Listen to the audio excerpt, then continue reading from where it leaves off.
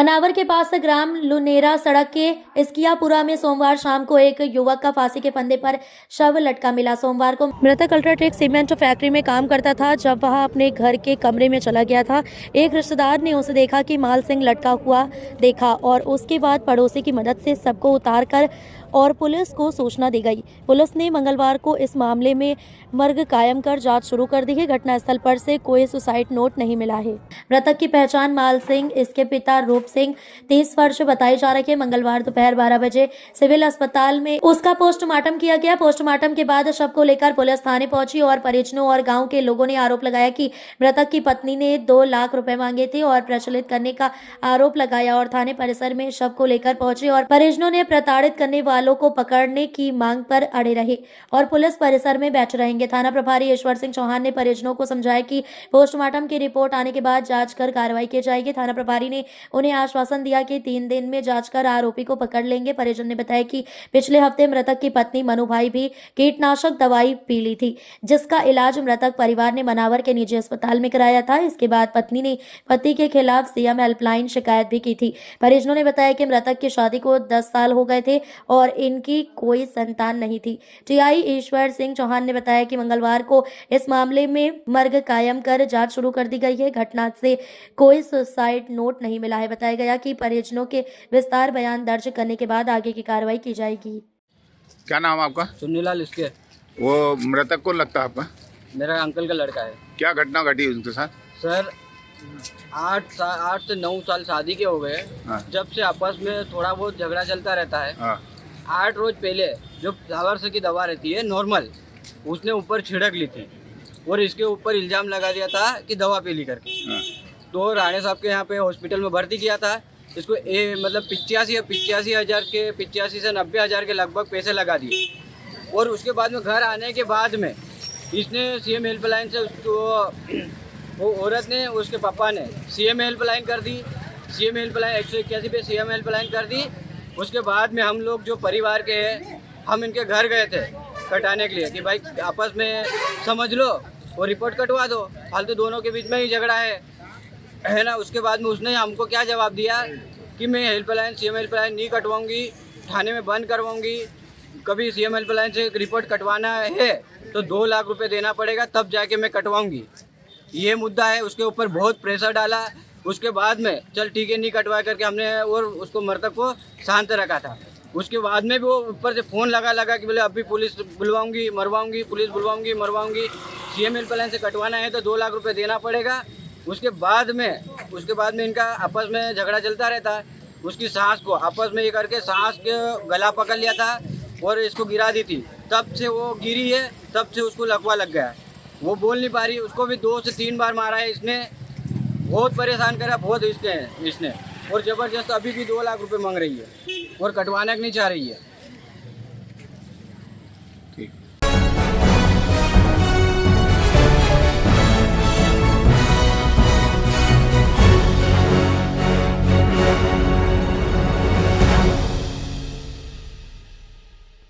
अलीराजपुर में सहकारी संस्था में करीब 40,71,000 के गबन के मामले में पुलिस को बड़ी सफलता हाथ लगी। फरार चल रहे आरोपी को कट्ठीवाड़ा पुलिस ने गिरफ्तार कर लिया है। आरोपी पर पुलिस अधीक्षक द्वारा 5,000 का इनाम घोषित किया गया था। पुलिस अधीक्षक के निर्देशन में की गई इस कार्रवाई में सामने आया है कि जिला सहकारी केंद्रीय बैंक मरिया झाबुआ की शाखा कट्ठीवाड़ा के अंतर्गत बहुउद्देशीय प्राथमिक कृषि साख सेवा सहकारी संस्था मर्यादित आमखुट में वर्ष 2023-24 के अंकेक्षण के दौरान गंभीर वित्तीय अनियमितताएं उजागर हुई थी। इस मामले में शाखा प्रबंधक उदय सिंह चौहान द्वारा थाना कट्ठीवाड़ा में आवेदन प्रस्तुत किया गया था। अंकेक्षण रिपोर्ट एवं उपायुक्त सहकारिता कार्यालय पत्र के अनुसार तत्कालीन संस्था प्रबंधक शाखा पर्यवेक्षक गिरधारी लाल राठौर ने अपने पद का दुरुपयोग करते हुए करीब 40,71,146.26 की शासकीय राशि का गबन किया। जांच में यह भी सामने आया कि आरोपी ने बैंक चालान की राशि बैंक में जमा नहीं की, ऋण वसूली की रकम कैश बुक में दर्ज नहीं की, फर्जी नकद भुगतान दर्शाए तथा ब्याज की गणना न कर संस्था को आर्थिक नुकसान पहुंचाया। प्रकरण में थाना कट्ठीवाड़ा में धारा 420-409 भादवी के तहत अपराध पंजीबृत किया गया था। घटना के बाद से आरोपी फरार था, जिस पर इनाम घोषित किया गया था। लगातार प्रयासों के बाद पुलिस ने उसे गिरफ्तार कर लिया। थाना प्रभारी दिनेश सोलंकी ने बताया कि आरोपी को आज न्यायालय में पेश किया गया, जहां से उसे 2 दिन के पुलिस रिमांड पर भेजा गया। पुलिस के अनुसार आरोपी के खिलाफ आगे की वैधानिक कार्यवाही जारी है। क्या है कठीवाड़ा वाला मामला, क्या है मामला और सर कितने लाख का रिकवर वाला मामला है सर पूरा? आदिम जाति सेवा समिति संस्थान आमकूट में ये वर्ष 2023-24 के बीच में 40,71,000 का गबन का मामला संज्ञान में आया था, जिसमें हमने 420 और 400 में FIR दर्ज की थी। उसमें कल जो उसके मुख्य आरोपी हैं गिरधारी लाल राठौर, उनको अरेस्ट किया हुआ है और हम उनको इंटरोगेट कर रहे हैं। कहाँ से गिरफ्तार किया? कल उन्हें बड़ी सर्दी के पास से हमने गिरफ्तार किया है और माननीय न्यायालय में पेश करके 1 दिन का रिमांड लिया हुआ है। सर ये फरार थे, इन पे कोई इनाम घोषित किया था क्या सर? यस, उसमें इनाम घोषित था। कितने का था सर? 5,000।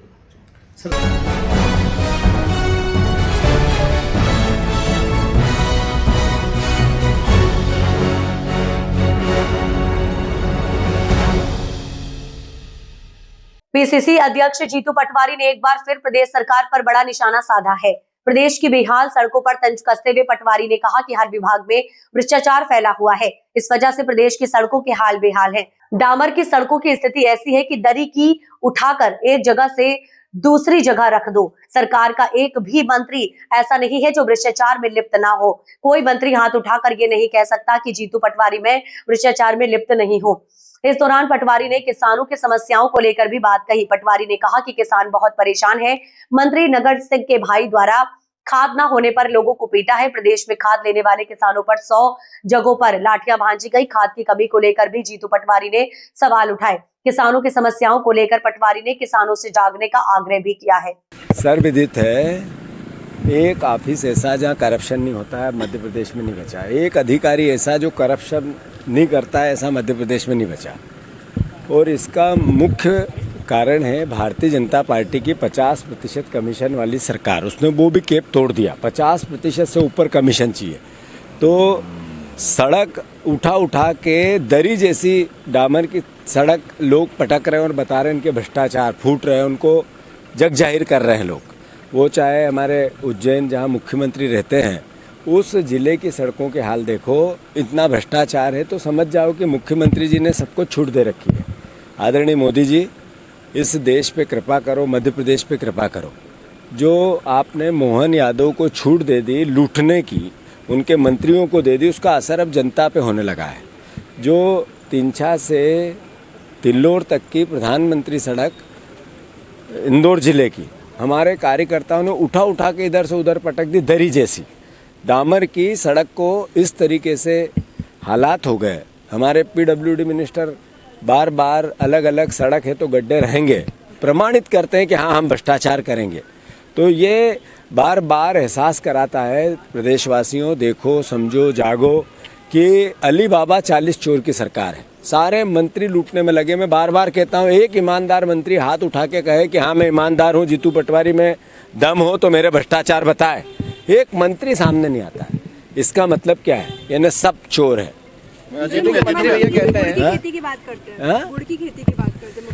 ऐसा है, मुख्यमंत्री जी का कितनी बात करें उतनी कम है।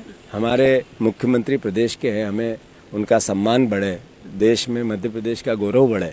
किसी भी प्रकार की नकारात्मकता नहीं। लोकतंत्र में जो जीता वो सिकंदर, आज वो हमारे मुख्यमंत्री है।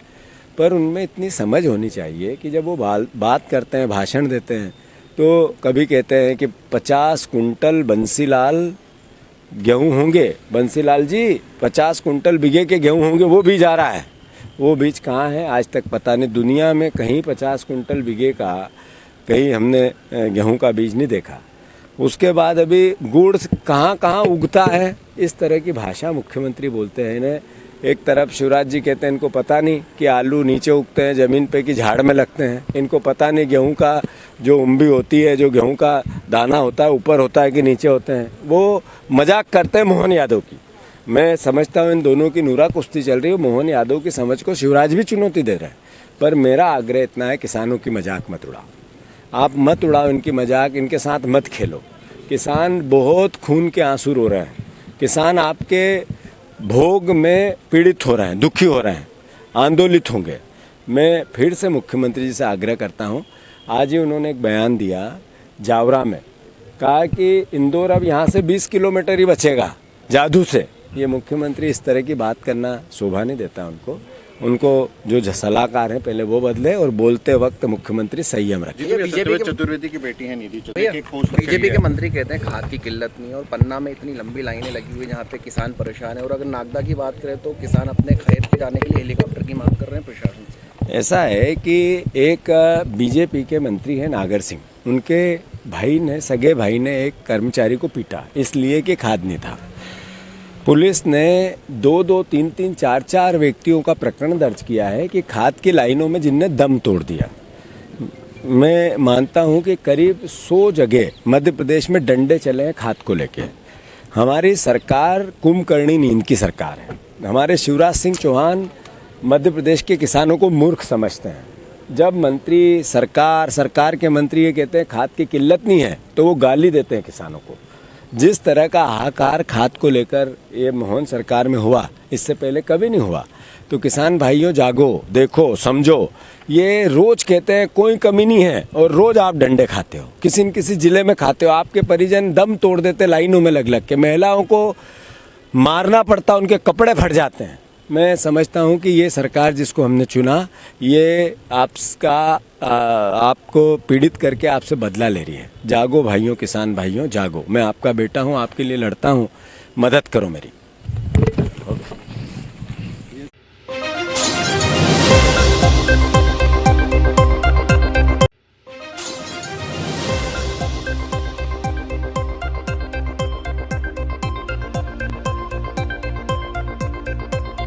खबर इंदौर से है। सबसे स्वच्छ शहर में लोग गंदा पानी पीने से बीमार हो गए हैं। ना गजब, वो भी कैबिनेट मंत्री कैलाश विजयवर्गीय की विधानसभा में। जी हां, भागीरथपुरा जो विजयवर्गीय का क्षेत्र है, यहां कई लोग नल में आए गंदा पानी पीने से बीमार हो गए हैं। दरअसल हम आपको बता दें कि लोगों का कहना है कि पानी पीने के बाद दर्जनों लोगों की तबीयत बिगड़ने पर निजी अस्पतालों में भर्ती हुए।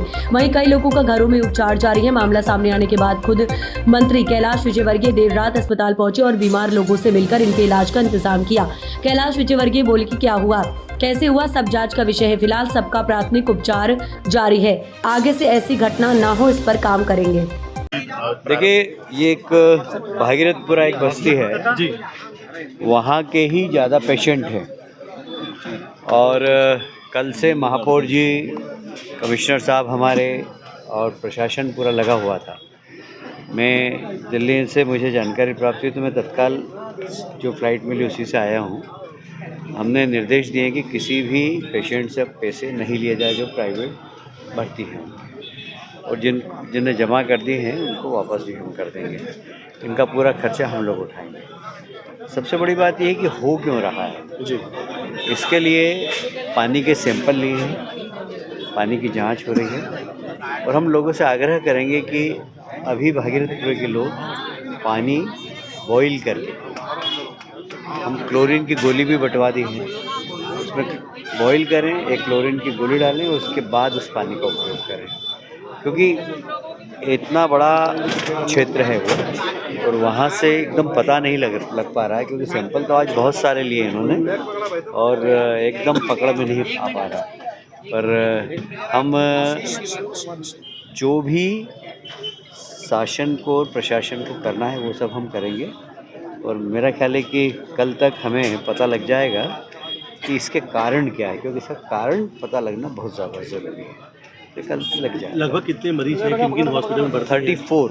34 विभिन्न प्राइवेट हॉस्पिटलों के अंदर है, और उन सबको कह दिया गया है कि हॉस्पिटल्स वालों को कि आप किसी से भी पेमेंट नहीं लेंगे, सारे इन्वेस्टिगेशन, सारी दवा आप फ्री करें, जो भी जिनका और सबका हिसाब रखें, सारा पेमेंट सरकार। आपने स्टाफ बढ़ाने के लिए भी बोला, कुछ निर्देश भी दिए आपने? मैंने कहा है कि अगर हॉस्पिटल के पास स्टाफ की कमी हो जी तो स्टाफ यहाँ शासन की ओर से भेज देंगे। मैंने CHM साहब को कहा है, तो यहाँ पर भी भेज रहे हैं। और भागीरथपुर की डिस्पेंसरी, संजीवनी डिस्पेंसरी, वहाँ पर भी डॉक्टर्स, नर्स, पूरा स्टाफ 24 आवर्स रहेगा, और वहाँ पर प्राथमिक इलाज इनका वहीं पर हो जाए। और कुछ बेड भी लगा देंगे, जिससे कि कल तक एक व्यवस्थित लोगों को भागीरथपुर के बाहर नहीं जाना पड़ेंगे। इस प्रकार की व्यवस्था हम करेंगे। दोषी अधिकारी हैं भागीरथपुरा के लोगों का कहना है कि लगातार शिकायत कर रहे थे, वो बहुत ज़्यादा पानी गंदा आ रहा था, परेशान थे, शिकायत नहीं कर रहे थे। देखिए, सब बात की बातें हैं। अभी पहले हमारा काम ये है कि इससे जो प्रभावित लोग हैं वो जल्दी ठीक हो जाए।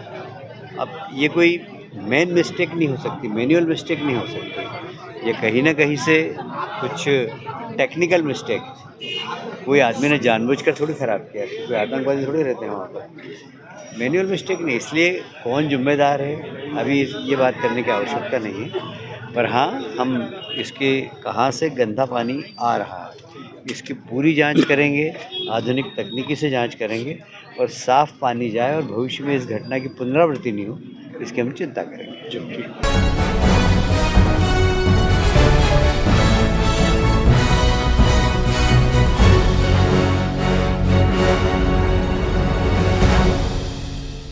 साढ़े 3 साल का महिमन बना शतरंज का अजूबा, इंदौर के ऑल इंडिया टूर्नामेंट में जीता यंगस्टर प्लेयर का खिताब। धार जिले के लिए गर्व की बात है। महज 3.5 साल के महिमन मंडलोई ने शतरंज की दुनिया में ऐसा कमाल कर दिखाया है जिसने सभी को हैरान कर दिया है। इंदौर में आयोजित 2 ऑल इंडिया शतरंज चैंपियनशिप में शानदार प्रदर्शन करते हुए महिमन ने न सिर्फ अपने से कई गुना उम्र के खिलाड़ियों को मात दी बल्कि यंगस्टर प्लेयर का खिताब भी अपने नाम किया। हम बात कर रहे हैं धार निवासी सिविल इंजीनियर पीयूष मंडलोई और शिवानी मंडलोई के बेटे महिमन मंडलोई की। जिस उम्र में बच्चे ठीक से बोलना और चलना सीखते हैं उस उम्र में महिमन शतरंज की बिसात बरमोहरों की चालें चल रहा है। वह अभी फ्री नर्सरी स्कूल में पढ़ता है। किताबों की समझ भले ही ना हो लेकिन शतरंज की चालों में वह अच्छे खिलाड़ियों को मात दे रहा है। हाल ही में इंदौर में आयोजित इंडिया ओपन चेस टूर्नामेंट और FCC all India rapid chess tournament में भाग लेकर महिमन ने बेहतरीन खेल का प्रदर्शन किया। आयोजकों और दर्शकों ने उसकी प्रतिभा को देखते हुए उसे नन्हा ग्रैंड मास्टर कहकर संबोधित किया। मोबाइल की लत से शतरंज तक का सफर, महिमन की शतरंज यात्रा भी बेहद रोचक है। आजकल जहां छोटे बच्चे मोबाइल की लत में हैं, वहीं महिमन भी लगातार मोबाइल में व्यस्त रहता था। इसे लेकर माता पिता चिंतित हुए और उसका ध्यान किसी रचनात्मक गतिविधि की ओर मोड़ने का निर्णय लिया। करीब 8 महीने पहले उन्होंने महिमन को एक शतरंज एकेडमी में दाखिल दिलवाया। एक सप्ताह के भीतर ही एकेडमी के प्रशिक्षक ने महिमन की असाधारण प्रतिभा को पहचान लिया और विशेष प्रशिक्षण देना शुरू किया। नतीजा यह रहा कि महज 8 महीनों में ही यह नन्हा बालक ऑल इंडिया स्तर पर यंगेस्ट प्लेयर का खिताब हासिल कर चुका है। महिमन की इस उपलब्धि से न सिर्फ उसके माता पिता बल्कि पूरा धार जिला गौरवान्वित महसूस कर रहा है। शतरंज की दुनिया में यह नन्हा खिलाड़ी भविष्य का बड़ा सितारा माना जा रहा है।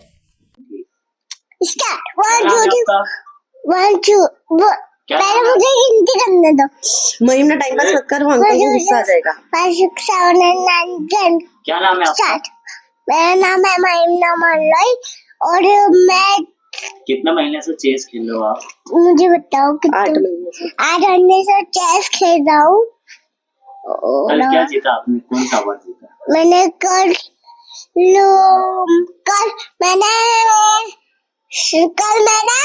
यंगेस्ट प्लेयर जीता था। किसने सिखाया आपको चेस खेलना? तन्मय सर।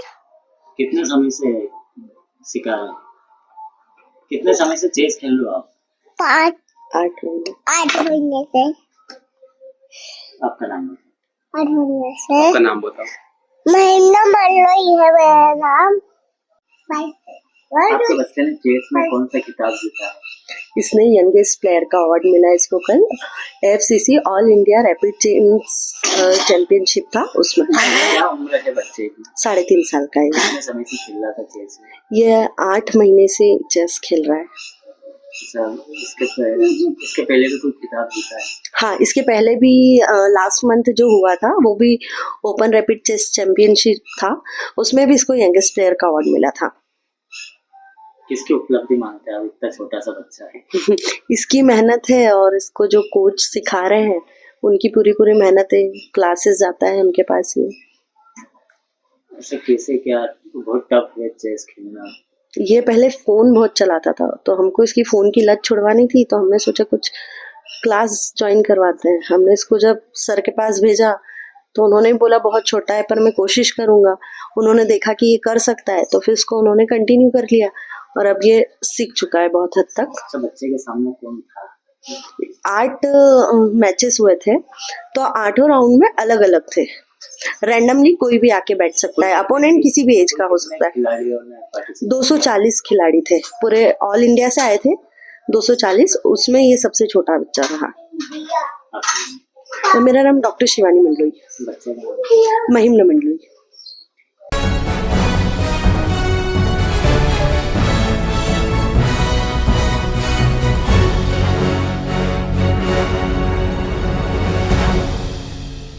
राज्य शिक्षा के आदेश के अनुसार बालक प्राथमिक विद्यालय टांडा एवं एकीकृत कन्या माध्यमिक विद्यालय टांडा में कक्षा 1 और 2 के बच्चों का FLN मेले का आयोजन किया गया। शुभारंभ अवसर पर सरपंच वर्षा लकी ठाकुर, जिलाधिकारी ठाकुर लाल मालवीय एवं देश पांडे सर के साथ पत्रकार पप्पू शर्मा एवं निर्मल जैन, जनपद शिक्षा केंद्र बाग के प्रभारी BSc श्री हरजी मुक्रांति, CSC श्री किशोर जी गारद की उपस्थिति में किया। मेले में 6 स्टॉल लगाए गए, जिसमें मुख्य रूप से पंजीयन, शारीरिक विकास, बौद्धिक विकास, भाषा विकास, गणित की तैयारी व इन्हीं स्टॉल पर बच्चों द्वारा उनके अभिभावकों के समक्ष उत्साह पूर्वक भाग लिया। कार्यक्रम का संचालन प्रभारी श्री भदर सिंह भंवर सर के द्वारा एवं आभार कमलेश सिसोदिया के द्वारा माना गया। आयोजन में पूरे स्टाफ का सराहनीय योगदान रहा। शासन के आदेश निर्देश अनुसार आज जो है FLN का द्वितीय मेला है। इसी तरह का एक मेले का आयोजन पहले हो चुका है और मेला शब्द सुनकर सभी को प्रसन्नता होती है। बच्चे भी खुश होते हैं, उनके पालक भी खुश होते हैं कि हम मेले में जाएंगे तो कुछ आनंददायी चीज़ें होंगी, मज़ा आएगा। बच्चे खूब तैयारी करते हैं और पालक भी अगर उनको सूचना मिलती है तो निश्चित आते हैं। हमें खुशी है। मैं ठाकुर लाल मालवी, वरिष्ठ व्याख्याता, डाइट धार से हूँ और मेरे सहयोगी भूषण देशपांडे साहब आए हैं। यहाँ पर हमारे जनप्रतिनिधि आदरणीय सरपंच महोदया और उनके साथी की उपस्थिति हमें बहुत प्रफुल्लित कर रही है और कहीं न कहीं ऐसा लग रहा है कि शासन के नियमों निर्देशों का पालन निचले स्तर पर भी हो रहा है। जो शासकीय प्राथमिक शाला टांडा, यहाँ के शिक्षक, यहाँ के जनप्रतिनिधि और बच्चे बधाई के पात्र हैं। वे सभी यूनिफॉर्म में आए हैं। इससे ये संदेश जाता है कि जो वरिष्ठ अधिकारी, कर्मचारी या जो हमारे देश के प्रति जागरूक लोग हैं, उनको ये सही मैसेज जाएगा कि इस तरह के मेले लाभदायक है। Thank you.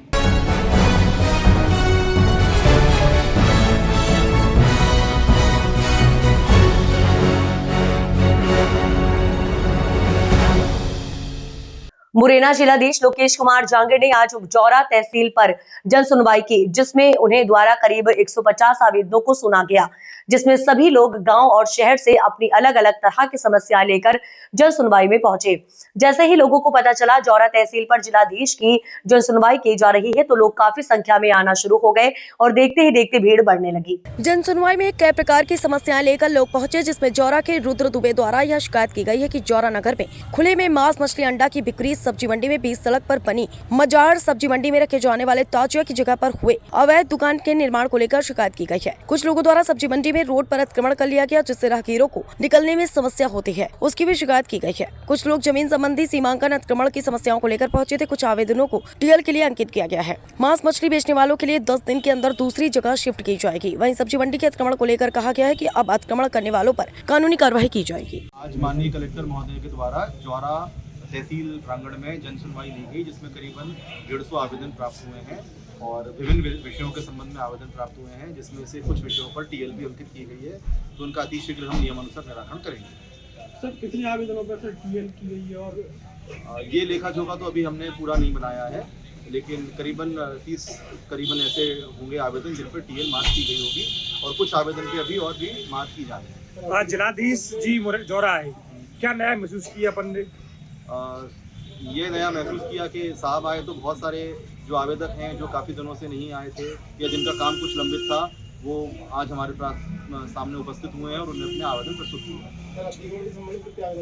ये संख्यात्मक जानकारी तो नहीं है, पर हाँ ग्रामीण क्षेत्र में भी और नगरीय क्षेत्र में भी अतिक्रमण हटाने के संबंध में शासकीय भूमि और निजी भूमि दोनों के विषय में आवेदन प्राप्त हुए हैं। सब्जी मंडी पर रोड पर अतिक्रमण, सब्जी मंडी शहर के संबंध में आवेदन प्राप्त हुआ है। हमारे द्वारा पूर्व में अतिक्रमण को हटवाया भी गया था। नगर पालिका द्वारा बताया गया है कि दोबारा लोगों ने उसे रख लिया है। इसी प्रकार ताजिया वाला जो एक दुकान बन गई है, पक्का मकान और पक्की दुकान, उसका भी हमको अतिक्रमण हटाने के लिए आवेदन प्राप्त हुआ है, जिसको हम नियमानुसार समय अवधि में हटाएंगे। मांस मदिरा बचने जो बिक रहे हैं खुले में, उनका स्थान परिवर्तन के लिए और नवीन आवंटित स्थान पर उसको शिफ्ट करने के लिए कलेक्टर महोदय द्वारा 10 दिन का समय दिया है और उस बीच में हमको उसे शिफ्ट कराना है। क्या नाम है आपका? जी, आज जन सुनवाई में आपके द्वारा कुछ आवेदन दिए गए हैं, किन मुद्दों को लेकर आपके द्वारा आवेदन दिए गए हैं? जी, हमारे 2 मुद्दे दिए। जी, एक प्रथम मुद्दा तो वो था जो हम पिछले 1 वर्ष से नगर पालिका एवं SDM साहब को दे रहे थे जो हमारे धार्मिक स्थलों की वजह से मांस मच्छी की दुकानें खोल दी गई हैं उनको हटवाने के लिए दिया गया है। दूसरा जो सब्जी मंडी में या जो प्रपासन है उनके सामने जो अवैध चबूतरे बने हुए हैं, मजार बने हुए हैं, उसको हटवाने के लिए दिया गया। तीसरा एक मुद्दा और था जो ताजिया की जो जगह थी उसके अतिक्रमण को लेकर भी आपके द्वारा कुछ आवेदन दिया गया है। जी हाँ, जो ताजिया की जो अच्छी जगह थी जहाँ पर वो बनाते थे उसे पक्का करके है ना अवैध दुकानों में तब्दील कर दिया गया है, उसको हटाने के लिए भी हमने आवेदन दिया गया है। क्या नगर पालिका को पूर्व में भी आपके द्वारा कोई आवेदन वगैरह दिए गए हैं इस मांस मच्छी की दुकानों को लेकर? जी, हमने नगर पालिका को पूर्व में कई बार आवेदन दिया गया है, लेकिन नगर पालिका CMO वीरेंद्र रावत जी यहीं के मूल निवासी हैं, उस वजह से वो किसी भी प्रकार का कोई विवाद या नहीं करना चाहते, इसलिए वो कभी भी किसी भी आवेदन पर संज्ञान नहीं लेते। स्वच्छता के लिए भी जो आवेदन दिए जाते हैं, जो जगह जगह पर कचरा डाला रहता है, उस पर भी कोई कार्रवाई नहीं करते हैं।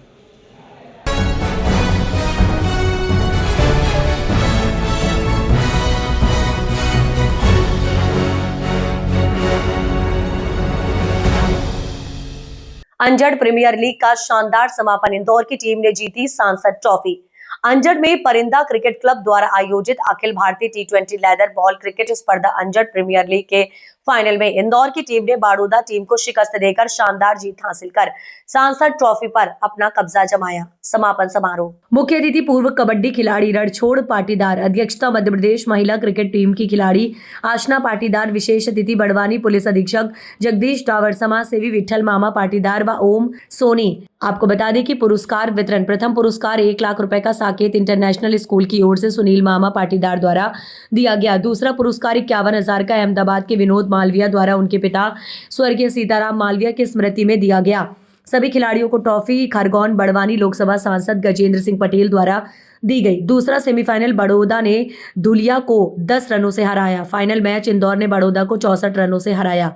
सर्वश्रेष्ठ बल्लेबाज बड़ौदा टीम की संजय विश्वकर्मा, सर्वश्रेष्ठ गेंदबाज बड़ौदा के विधान Tiwari, best wicket keeper Indore के कृष्णा दौर, man of the series Indore के गौरव दशौरे, अनुशासित टीम गोवा की टीम को दिया गया।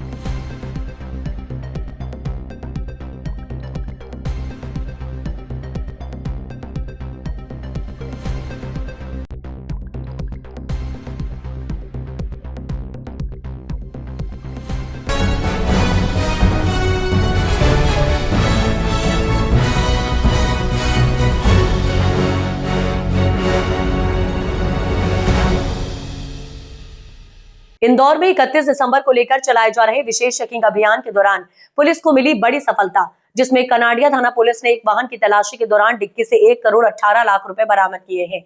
ये रकम 3 लोग कार से लेकर जा रहे थे, जिन्हें पुलिस ने मौके पर हिरासत में लिया। दरअसल पकड़े गए लोगों के नाम प्रभात, राजेश और आनंद बताए जा रहे हैं। चेकिंग के दौरान जब कार की तलाशी ली गई तो डिग्गी में भारी मात्रा में नगद राशि मिली। पूछताछ करने पर तीनों व्यक्ति पैसों के बारे में जानकारी नहीं दे पाए। प्रारंभिक पूछताछ में बताया गया कि ये राशि एक फार्म हाउस पर देने के लिए ले जाई जा रही थी। पुलिस को संदेह है कि ये रकम किसी कारोबारी की है। पुलिस को हवाले के पैसा होने की आशंका है। वहीं इतनी बड़ी नगद राशि मिलने के बाद वरिष्ठ पुलिस अधिकारी मौके पर पहुंचे। पुलिस ने पूरी राशि जब्त कर ली है और मामले की सूचना आयकर विभाग को दे दी गई है। फिलहाल पुलिस और इनकम टैक्स विभाग संयुक्त रूप से मामले की जांच कर रहे हैं। पेट्रोलिंग के दौरान सर कुछ पंपिंग भी थी, कुछ लोगों की थी, उसमें कुछ लोगों को कैश में भी लिया जिनके पास से कैश बरामद, कितना कैश कितना कुछ बरामद। पुलिस ने अपनी रेगुलर चेकिंग के दौरान कनाडिया थाना क्षेत्र में जब पेट्रोलिंग चल रही थी, चेकिंग चल रही थी, उस दौरान एक गाड़ी को रोका गया। उस गाड़ी में 3 लोग सवार थे और संदिग्ध टाइप के थे। उनको जब रोक के पूछताछ की गई तो सही से जवाब दे नहीं पाए। उसके बाद जब उनकी गाड़ी की तलाशी ली गई तो 2 बैग्स में कुल 1 करोड़ 18 लाख नगद की राशि उसमें पाई गई, जिसका कोई वो जवाब दे नहीं पाए, डॉक्यूमेंट दे पाए। और इतनी बड़ी नगद राशि होने के कारण उस नगद राशि को विधिवत वीडियोग्राफी कराकर जब्त किया गया और इसकी अग्रिम सूचना जो है इनकम टैक्स और जीएसटी विभाग को दी जा रही है। सर कहाँ से ये लोग आए थे, कहाँ पर जा रहे थे? ये 2 कंपनियों का पैसा था, जिसमें एक मंत्रास थी और एक कंपनी है। इन कंपनियों का पैसा था, इनका कहना है, और इसको लेकर ये किसी को देने जा रहे थे। बहरहाल पूछताछ इसमें जारी है। अग्रिम पूछताछ के बाद अन्य खुलासे होने की संभावना है। डॉक्यूमेंटेशन कुछ मिला? कोई भी डॉक्यूमेंटेशन इस नगद राशि का नहीं मिला है और यही कारण था कि इसको जब्त किया गया और इस पर अग्रिम विधिवत कार्रवाई की जा रही है।